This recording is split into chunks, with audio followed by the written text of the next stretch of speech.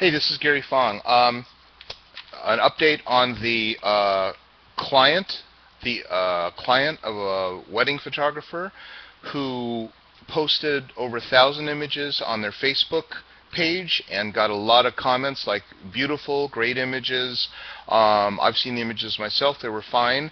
This client has turned around and threatened to sue the photographer for $300,000 because they didn't like some of the images. And the client is an attorney. I would love to give you that attorney's name, but not yet. And here's why. Well, first of all, the photographer, his name is Nelson Tang, T-A-N-G, got served with this lawsuit. Okay, and the first thing that I noticed about it is on the bottom of the sheet there's no court stamp. Typically, like in California, there's a stamp and it'll say conformed copy. And what that means is that the copy is filed with the court.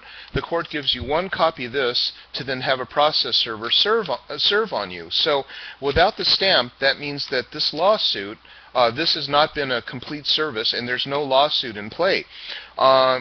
It's a technique, it's a bullying technique that lawyers do to scare you. And what happened, of course, is that this photographer, Nelson Tang, has gone and sought counsel at $300 an hour, and he's already spent quite a bit of money fighting off a lawsuit that hasn't been filed. I mean, we haven't seen, I say we, he hasn't shown me a conformed copy.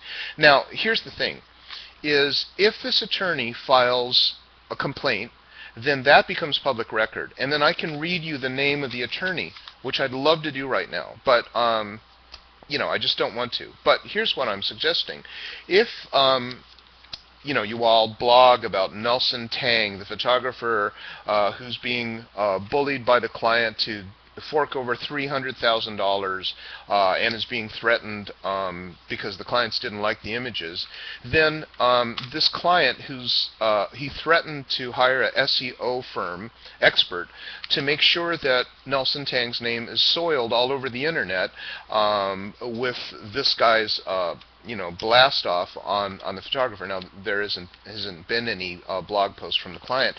He's keeping quiet, and every different version of the complaint that I see, there's a different law firm that's representing him. And instead of the conformed copy on the bottom stamp, there's a stamp from the law firm. That's like, I can't even explain what that's like. That's like, I don't know, like it's not right. So the other thing, too, is as I read the complaint, he names Nelson Tang and his wife, husband and wife, and the marital community composed thereof. And he says defendants, and then under parties, it only names Nelson. It doesn't name the wife. So it says that the defendants are husband and wife, but the parties are only Nelson. This is done by a third-grade, little teeny tiny, little pipsqueak of a little snot attorney that doesn't no fucking idea what he's doing. So anyway, we've been contacted by the Daily News, the UK's second largest newspaper, to do an article. There is a phone call with counsel tomorrow. If the counsel says okay, then Nelson is going to put his images on the internet for you all to see, and you can all comment to see if this is worthy of a $300,000 lawsuit against the wedding photographer. And I'd like to say this: if this photographer is successful in getting money out of the, if the client attorney is successful in getting money out of the wedding photographer, he's asking for a large amount. I don't know, it's $30,000, some very, very large amount to settle, or he'll sue for $300,000. If he's successful at that and getting money from the photographer, can you imagine if they post on the knot.com in the forums saying, hey everybody, I had a photographer shoot my wedding and I didn't like it, so I threatened to sue him for $300,000 and he gave me $10,000, $20,000 in cash.